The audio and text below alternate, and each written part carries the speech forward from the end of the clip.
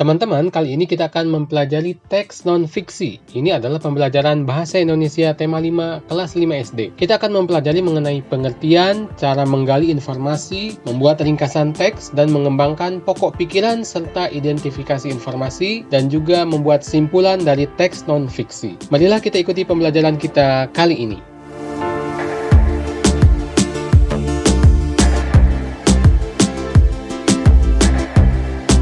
Pengertian teks non-fiksi. Teks non-fiksi adalah teks yang berisi informasi berdasarkan fakta atau kenyataan. Kita akan membedakan antara teks non-fiksi dan teks fiksi. Beberapa perbedaannya antara lain, teks non-fiksi berdasarkan fakta dan data, sedangkan teks fiksi merupakan cerita karangan. Perbedaan selanjutnya adalah teks non-fiksi bersifat informatif atau memberikan informasi yang berguna untuk pembaca, sedangkan teks fiksi bersifat khayalan atau imajinasi. Lalu, teks non-fiksi bahasanya lugas atau menggunakan istilah denotatif atau istilah sebenarnya. Sedangkan teks fiksi biasanya menggunakan bahasa kiasan atau bermakna konotatif. Contohnya seperti ini. Untuk yang maknanya denotatif, Pak Asep dikenal masyarakat sebagai orang yang suka menolong orang lain. Itu untuk teks non-fiksi. Sedangkan untuk teks fiksi biasanya menggunakan kalimat seperti ini. Pak Asep dikenal sebagai orang yang ringan tangan. Ringan tangan di sini merupakan makna kiasan yang artinya adalah suka menolong. Perbedaan selanjutnya adalah tujuannya. Teks non-fiksi tujuannya untuk memberikan informasi, sedangkan teks fiksi tujuannya menghibur para pembacanya.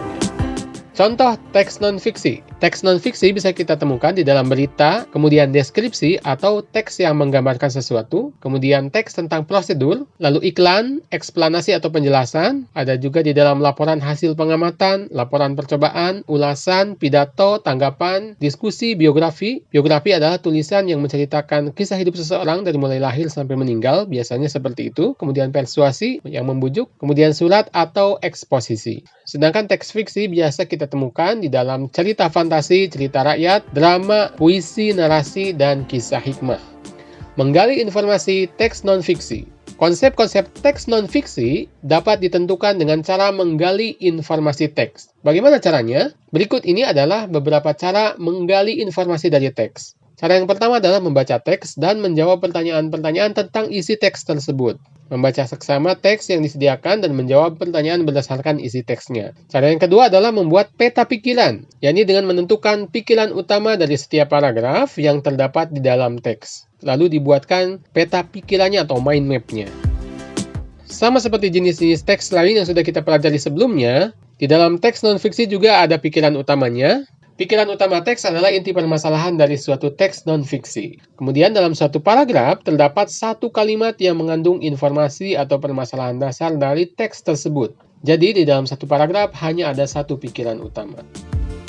Perhatikan contoh teks berikut ini. Kaktus merupakan salah satu tanaman penghuni ekosistem gurun pasir. Tanaman ini dapat tumbuh dengan subur pada daerah yang gersang dan tandus. Kaktus dapat dengan mudah menyesuaikan diri dengan kondisi yang ekstrim tersebut. Mereka dapat menyimpan air dan makanan di dalam tubuh mereka sehingga dapat terus bertahan hidup. Kemampuan kaktus untuk hidup di daerah gersang didasari pada bentuk tubuh kaktus itu sendiri. Kaktus tidak memiliki daun seperti pada tanaman pada umumnya. Hal ini membuat penguapan dalam tubuh kaktus lebih jarang terjadi dibandingkan dengan tanaman lainnya. Sebagai pengganti daun, pada kaktus terdapat banyak duri. Duri-duri memiliki fungsi yang sama seperti daun pada tanaman pada umumnya. Pikiran utama pada paragraf ke-1 adalah kaktus merupakan tanaman penghuni gurun pasir. Ini bisa kita temukan di dalam kalimat pertama. Lalu apa pikiran utama pada paragraf kedua? Apakah di awal atau di akhir? Pikiran utama pada paragraf kedua adalah bentuk tubuh kaktus sesuai untuk hidup di daerah gersang. Ini sesuai dengan kalimat pertama ya, cuma Pak Jamal susun kalimatnya menjadi sedikit berbeda, intinya sih sama dengan kalimat pertama pada paragraf ini. Lalu informasi penting pada paragraf ke-1, kaktus dapat menyesuaikan diri untuk hidup pada ekosistem gurun pasir. Sedangkan informasi penting pada paragraf kedua, bentuk tubuh kaktus, misalnya batang dan daunnya, dapat mengurangi penguapan sehingga kaktus dapat bertahan hidup di daerah gersang. Sekarang mari kita lihat contoh teks kedua. Salah satu contoh hewan predator adalah harimau. Di hutan tidak ada hewan lain yang memangsa harimau.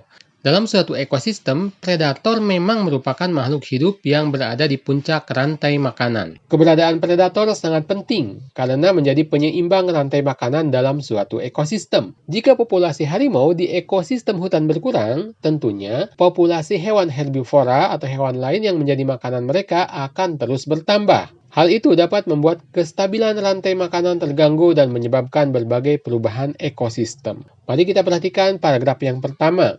Paragraf yang pertama ini, di mana kira-kira kalimat utamanya? Kita lihat mana kalimat yang isinya bersifat umum, isinya tentang predator secara keseluruhan, dan harimau adalah salah satunya, jadi harimau lebih spesifik. Dengan demikian, kalimat utamanya adalah predator merupakan makhluk hidup yang berada di puncak rantai makanan. Lalu bagaimana dengan paragraf kedua? Nah, di sini penjelasan temukan bahwa kalimat utamanya ada di awal, yakni keberadaan predator sangat penting karena menjadi penyeimbang rantai makanan dalam suatu ekosistem. Kalimat-kalimat yang lain setelah itu merupakan kalimat penjelas dari kalimat utama tersebut. Dengan demikian, pikiran-pikiran utama paragraf-paragraf ini terkandung pada masing-masing kalimat utama yang ditandai dengan warna pink. Kalau kita perhatikan paragraf pertama, kalimat utamanya ada di akhir, maka ini merupakan jenis paragraf induktif. Paragraf induktif itu adalah paragraf yang kalimat utamanya ada di akhir. Masih ingat dulu Pak Jamal menceritakan cara Pak Jamal membedakan antara paragraf induktif dan deduktif. Deduktif itu seperti daddy atau seperti ayah, itu harus paling depan, maka itu merupakan paragraf yang kalimat utamanya ada di depan. Sedangkan induk ini seperti ibu, biasa menjaga anaknya paling belakang dan di tengah-tengahnya anak-anak. Maksudnya adalah paragraf yang kalimat utamanya ada paling belakang, maka itu disebut sebagai paragraf induktif dan ini adalah salah satunya. Sedangkan paragraf kedua yang kalimat utamanya ada di awal, ini disebut sebagai paragraf deduktif.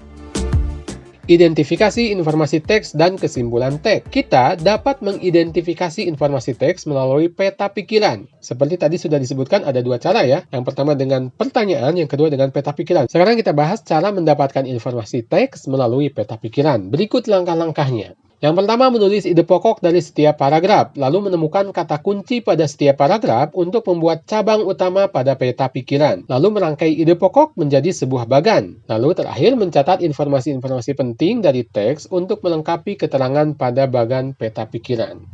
Kita lihat contoh sebagai berikut. Ini adalah teks non-fiksi, judulnya adalah tanaman pencegah abrasi. Bako merupakan tanaman yang sering kita jumpai di pesisir pantai. Tanaman ini menjadi penghuni tetap ekosistem pantai. Keberadaannya sangat penting bagi makhluk hidup di daerah pesisir pantai. Bako menjadi produsen atau penghasil makanan bagi hewan-hewan dan makhluk hidup lain yang tinggal di sana. Di pesisir pantai, bako biasanya tidak dijumpai dalam jumlah sedikit. Bako-bako tersebut biasanya ada dalam jumlah banyak, layaknya sebuah hutan. Oleh karena itu, kawasan pesisir pantai yang ditumbuhi oleh banyak bakau sering disebut hutan bakau. Keberadaan hutan bakau memiliki banyak manfaat bagi ekosistem pesisir pantai dan sekitarnya. Hutan bakau dapat melindungi wilayah pesisir pantai dan sekitarnya dari abrasi atau gelombang tinggi. Selain itu, hutan bakau dapat menjadi tempat berlindung bagi hewan-hewan yang hidup di pesisir pantai. Lalu, bagaimana peta pikiran dari teks di atas? Salah satu contoh bentuk peta pikiran yang bisa kita buat dari teks ini adalah sebagai berikut. Pertama, kita tentukan dulu topik atau ide pokok pada keseluruhan teks ini. Teks ini membicarakan mengenai tanaman pencegah abrasi. Lalu kita buat 3 paragraf, paragraf pertama, kedua, dan ketiga. Dan di paragraf pertama kita tahu bahwa ide pokoknya adalah bako merupakan tanaman penghuni tetap ekosistem pesisir pantai. Lalu di paragraf kedua kita temukan juga ide pokoknya adalah di pesisir pantai bako tidak dijumpai dalam jumlah sedikit sehingga disebut sebagai hutan bakau. Lalu di paragraf ketiga kita temukan bahwa hutan bakau memiliki banyak manfaat bagi ekosistem pesisir pantai dan sekitarnya. Maka jadilah ini salah satu contoh peta pikiran dari teks tersebut. Ringkasan teks non-fiksi. Ringkasan adalah informasi mengenai suatu hal atau kejadian yang disampaikan secara lebih singkat dan padat dari teks aslinya. Hal-hal yang perlu diperhatikan saat membuat ringkasan teks, yaitu yang pertama membaca teks dengan seksama, yang kedua menentukan pikiran utama setiap paragraf dalam teks, lalu yang ketiga menyusun pikiran utama tersebut ke dalam beberapa kalimat menggunakan bahasa sendiri sesuai dengan isi teks non-fiksi, kemudian yang keempat memperhatikan pemilihan diksi atau pemilihan kata dan ejaan saat membuat ringkasan. Apakah sudah sesuai dengan pedoman penulisan bahasa Indonesia yang baik dan benar atau belum? Menyimak teks non-fiksi. Dengarkan pembacaan teks non-fiksi berikut ini. Si cantik pemangsa nyamuk. Capung adalah hewan mungil yang biasa dijumpai di halaman rumah. Capung merupakan salah satu jenis serangga. Hewan ini tampak cantik saat berterbangan di antara tanaman atau di atas air. Walaupun cantik, capung ternyata merupakan salah satu predator di habitatnya. Capung merupakan salah satu serangga karnivora. Capung memangsa hewan lain yang berukuran lebih kecil dari mereka. Saat baru menetas, capung sudah memangsa hewan lain seperti larva, ikan kecil, dan berudu. Hal itu mereka lakukan untuk mempertahankan hidup. Semakin besar capung, kemampuan memangsa hewan lain semakin kuat. Capung pun menjadikan nyamuk sebagai makanan utama mereka saat dewasa. Baik, itu dia teksnya. Marilah kita jawab beberapa pertanyaan berikut.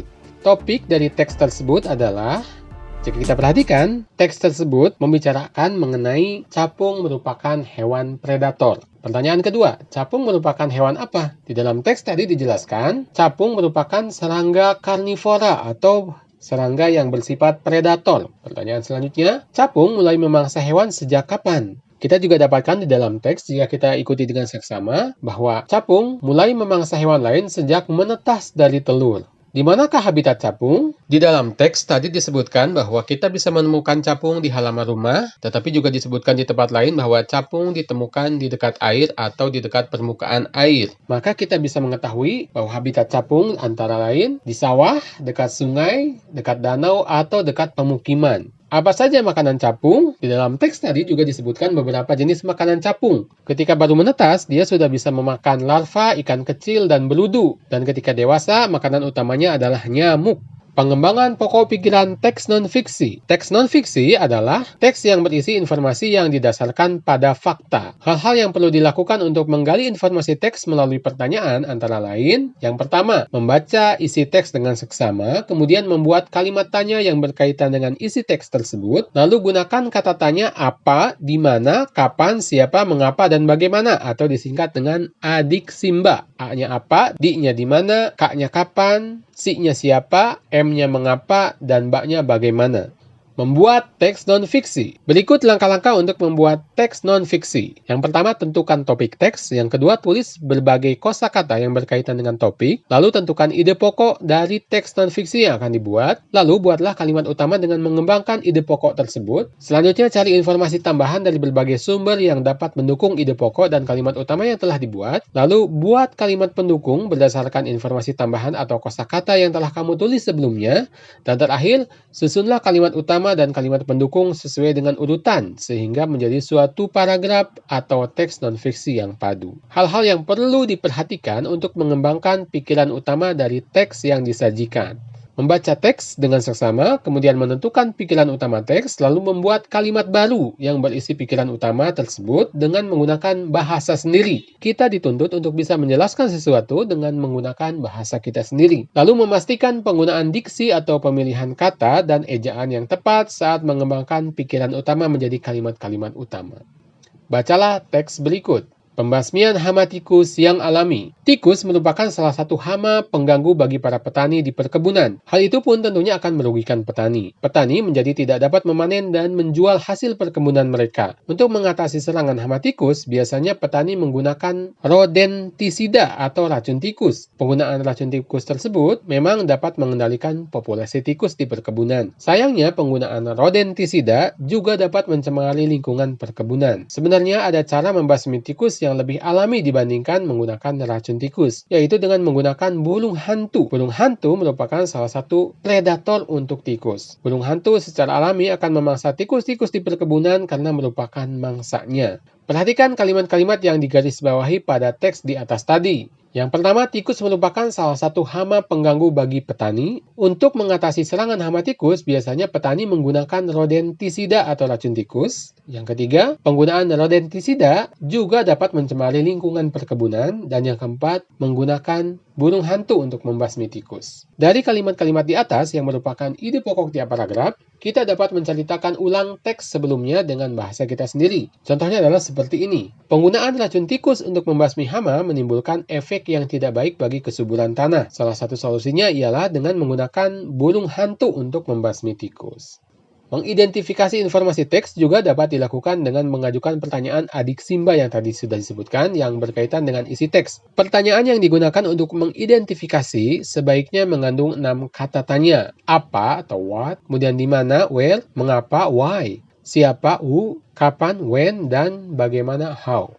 Kita lihat contohnya sebagai berikut. Bacalah teks berikut dan perhatikan penggunaan kalimat tanyanya. Keberadaan kawasan konservasi dan hutan lindung dapat menjadi penyeimbang bagi kehidupan manusia dan makhluk hidup lainnya. Selain itu, kedua kawasan tersebut dapat dijadikan sebagai sumber energi terbarukan. Kawasan konservasi dan hutan lindung berbeda. Kawasan konservasi terdiri atas berbagai macam bentuk, diantaranya Taman Nasional, Suaka Marga Satwa, Cagar Alam, Taman Wisata Alam, Taman Buru, dan Taman Hutan Raya. Sementara itu, hutan lindung merupakan kawasan yang berfungsi sebagai daerah resapan air, terutama hutan di ketinggian 2000 meter, serta kelerengan lebih dari 40% yang telah dikukuhkan oleh pemerintah sebagai hutan lindung. Bagian yang digarisbawahi di paragraf pertama, kedua kawasan tersebut dapat dijadikan sebagai sumber energi terbarukan, merupakan jawaban untuk pertanyaan, mengapa hutan lindung sangat penting untuk manusia? Ya, jawabannya yang digarisbawahi ini. Kemudian, bagian yang digarisbawahi mulai dari Taman Nasional, Suaka Marga Satwa, dan seterusnya, ini bisa menjadi jawaban untuk pertanyaan, apa saja bentuk kawasan konservasi? Jawabannya adalah Taman Nasional, Suaka Marga Satwa, dan seterusnya. Bagian ini juga bisa menjadi jawaban untuk pertanyaan, bagaimana cara melestarikan satwa langka? Yakni dengan cara membuat kawasan konservasi. Bentuknya bisa Taman Nasional, Suaka Marga Satwa, dan sebagainya. Lalu, bagian terakhir yang digarisbawahi ini, pemerintah, ini bisa menjadi jawaban untuk pertanyaan siapa yang berkewajiban melindungi kawasan konservasi. Jawabannya adalah pemerintah. Dari sini kita bisa pelajari bahwa kesimpulan teks merupakan intisari informasi yang diambil dengan mengacu pada informasi dari teks yang dibaca atau didengar. Lalu, kesimpulan teks dapat mempermudah dalam memahami seluruh informasi dalam suatu teks. Perhatikan kembali teks berikut. Ini adalah teks yang tadi ya teman-teman. Kesimpulan yang bisa kita ambil dari teks tersebut adalah hutan lindung dan kawasan konservasi sangat penting keberadaannya. Kawasan konservasi memiliki banyak jenis. Semua masyarakat memiliki kewajiban melestarikan hutan lindung dan merawatnya. Inilah contoh cara membuat kesimpulan dari sebuah teks non-fiksi. Itu saja pembelajaran kita untuk kali ini. Wabillahi taufiq wal hidayah. Wassalamualaikum warahmatullahi wabarakatuh.